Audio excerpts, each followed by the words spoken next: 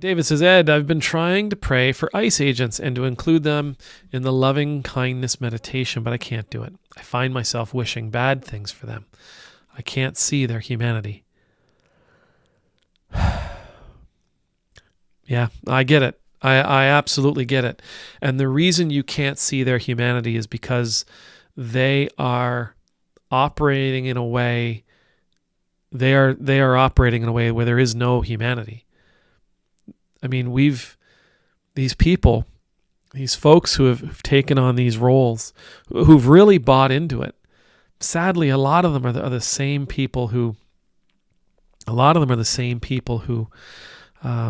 they believe that stuff, that empathy is a sin, for example. I watched the other day where a woman was just wailing. She was crying and crying and crying. And a guy threw her down the hall. He was fired and then reinstated.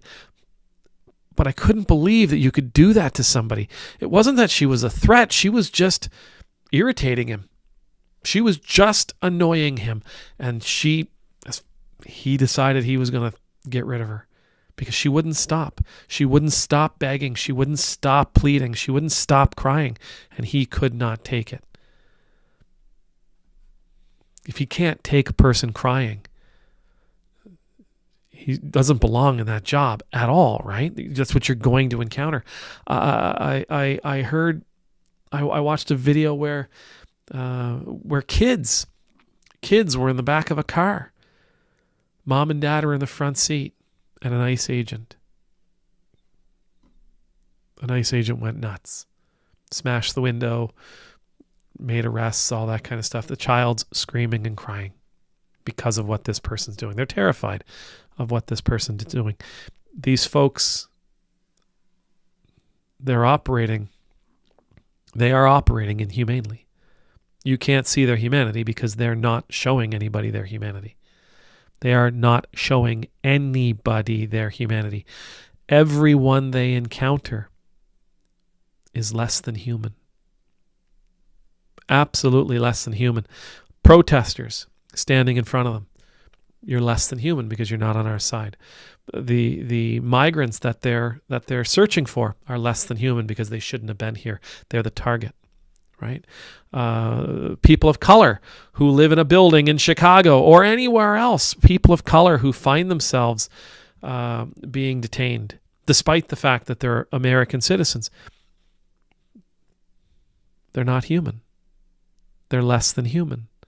They're targets, they're arrests, they're callers, they're marks, they're a paycheck, they're whatever. You're not seeing their humanity because they're not sharing it with us. You're not seeing their humanity because they're not offering it.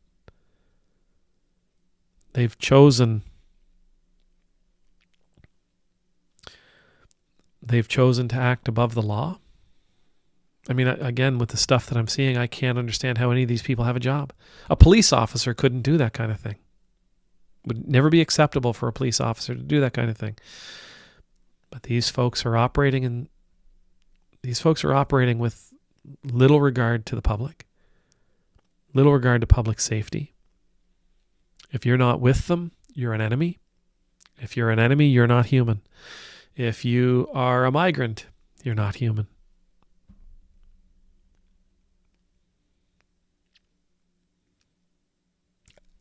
This is why empathy is so important. This is why we should all operate with empathy leading the way. This is why we should all operate. It's why we should all behave, allowing empathy to be our guide. Empathy for the people around us. Empathy is essential to living in community with one another. Empathy is essential to things like forgiveness and mercy. It is essential for things like providing and feeding our neighbors and those around us. It's essential for understanding one another. And sadly, it's essential for praying for them too. How do we empathize? How do we empathize with ICE given what we're seeing every day online? How do we empathize with an ICE agent, with the agency? How do we empathize with them, with their work, given what we are seeing every single day?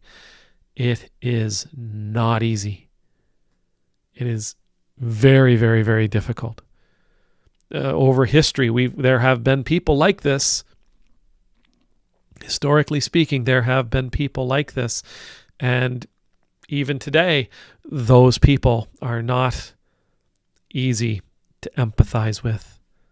Regardless of what era you go to, depending, maybe you're going, I don't know, almost 90 years ago, you would look back and say, geez, I can't understand. How could I possibly empathize with those folks in that particular color shirt? How do I empathize with those people with the S's on their collar? How do I empathize with those people who manned the camps? How do I empathize with them? Given what we're seeing, David, I'm not surprised you're finding it very, very difficult. I'm not surprised that you find your thoughts going in a direction you really don't want them to go. Doesn't surprise me that people are finding it difficult to pray for these guys. We see so little about them that gives us any reason to empathize, any desire to empathize. But we got to be better than them. We've got to be better than they are. So, you can't pray for them. Pray for me that I can. And I will pray for you that you can. And we'll pray that together as a community, God will help us pray for them.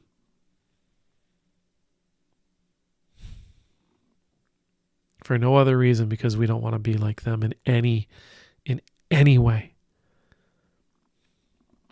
Amen.